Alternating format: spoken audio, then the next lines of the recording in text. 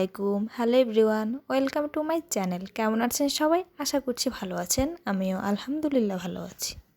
আজকের রেসিপিতে থাকছে আমার নরম তুলতুলে তালের পিঠা।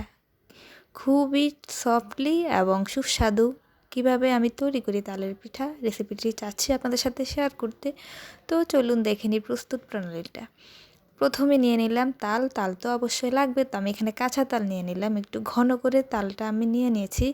এরপর নিয়ে নিলাম ময়দা, এরপর নিলাম চাউলের গুঁড়ি, এরপর নিলাম কুচি করা নারকেল, এরপর নিলাম নারকেল কোড়ানো। তো আমি একটি বাটিতে প্রথমত তালগুলা দিয়ে দিলাম। তো তালটা আপনারা দেখতে পাচ্ছেন একদম গাঢ় করে নেওয়া। এরপর দিয়ে দিলাম পরিমাণ মতো চিনির পরে দিয়ে দিলাম পরিমাণ মতো লবণ দেওয়ার পরে আমি দিয়ে দিব পরিমাণ মতো চাউলের গুঁড়ি। তো চাউলের গুঁড়িটা আমি বেশি দিই নাই, পরিমাণে অল্পই দিয়েছি ময়দার থেকে।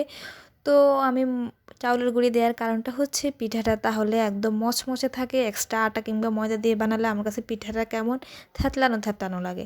আর সাথে যদি চাউলের গুঁড়িটা ইউজ করি তাহলে পিঠাটা উপরে ক্রিস্পি থাকে, ভিতরে একদম সফটই থাকে, খেতে অনেক মজা হয়। আপনারা এইভাবে ট্রাই করে খেতে পারেন। বাসায় যদি চাউলের গুঁড়ি থাকে তাহলে অবশ্যই তালের পিঠা বানাইতে কিছুটা পরিমাণ চাউলের গুঁড়ি অ্যাড করবেন, তাহলে দেখবেন খেতে অনেকটাই মজা হয়।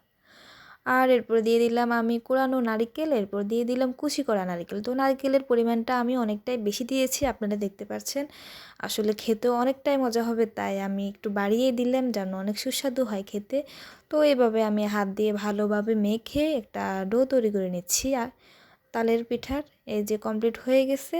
এরপরে আমি একটি কড়াই বসিয়ে দিলাম চুলায়, পর্যাপ্ত পরিমাণে তেল দিলাম। তো তেল দিয়ে আমি এই যে আস্তে আস্তে গোল করে পিঠাগুলো দিয়ে দিচ্ছি তেলের মধ্যে। তো তেলটা আমাকে কিন্তু গরম করেই দিতে হবে, ঠান্ডা তেলে দিলে পিঠাগুলো ছেড়ে যাবে।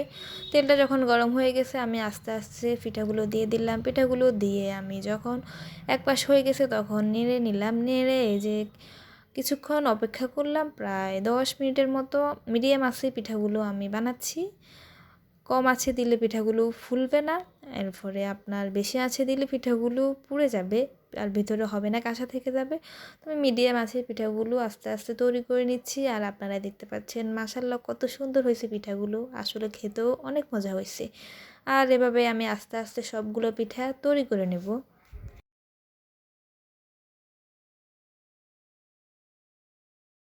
তো আপনারা বাসায় কে কীভাবে বানিয়ে খান পারলে করে জানাবেন।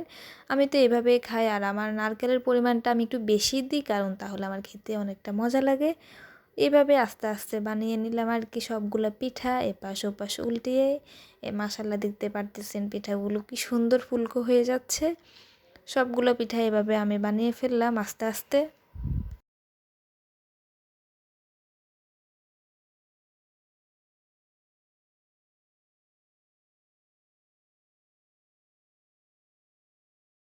কমপ্লিট হয়ে গেছে আমার সবগুলা পিঠা, এই যে দেখতে পারতেছেন আপনারা কি সুন্দর কালার হয়েছে।